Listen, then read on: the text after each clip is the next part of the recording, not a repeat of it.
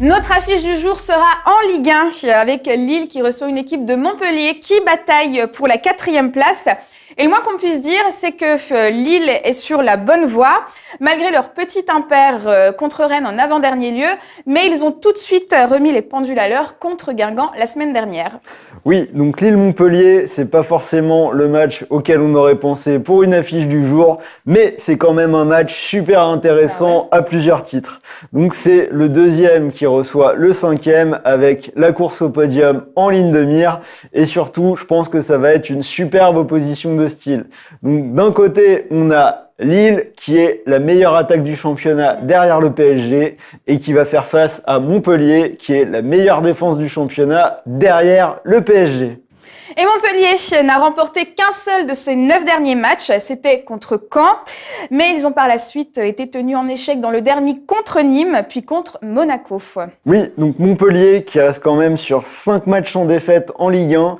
Ils ont fait 4 nuls, donc ils gagnent pas beaucoup, mais c'est quand même une équipe poil à gratter qui peut poser des problèmes aux meilleurs. Côté compo, c'est le retour de Souma Oro en défense centrale chez les Lillois. Oui, donc les Lillois qui vont sans doute jouer en 4-2-3-1.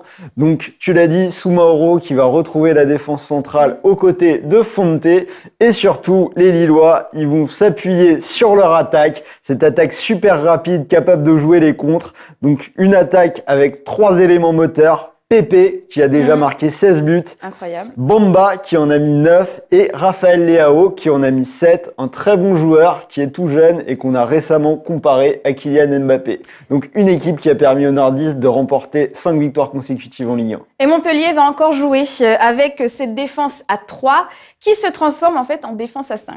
Oui, donc c'est un système on connaît maintenant avec ses latéraux qui jouent un petit peu en piston et qui montent beaucoup. Donc Montpellier qui va s'appuyer sur sa défense, une défense mené par le vétéran brésilien Hilton. Il est appuyé par des joueurs d'expérience comme Daniel Congré et Pedro Mendes qui l'accompagnent en défense. Également, Montpellier, c'est aussi une équipe qui s'est attaquée cette année. L'année dernière, ils avaient déjà une défense très forte, mais ils attaquaient nettement moins. Cette année, il y a eu des apports avec Andy Delors et Laborde qui ont tous les deux marqué 9 buts depuis le début de la saison et qui portent cette attaque de Montpellier.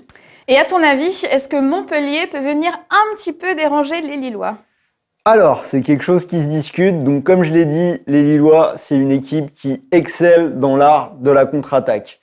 Montpellier, c'est un bloc bas. Ils vont défendre à 5 et bas. Et on a vu cette saison que Lille pouvait rencontrer des problèmes contre ce genre d'équipe. On l'a vu contre Strasbourg, où ils font 0-0. On l'a vu contre Reims, où ils font un partout. On l'a vu au match aller, où Lille n'a gagné que 1-0. Donc, j'ai une petite préférence pour Lille, mais méfiance quand même. Donc, du coup, les paris. Ouais.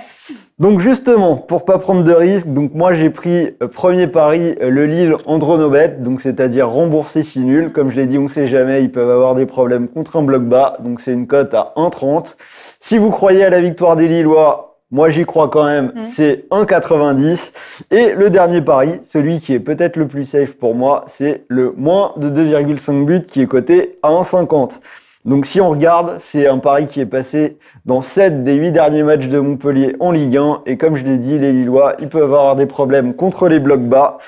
Et le moins de 2,5, c'est ce qui s'est passé contre Guingamp, contre Reims, contre Montpellier à l'aller ou contre Strasbourg, justement quand ils ont rencontré ce type d'équipe.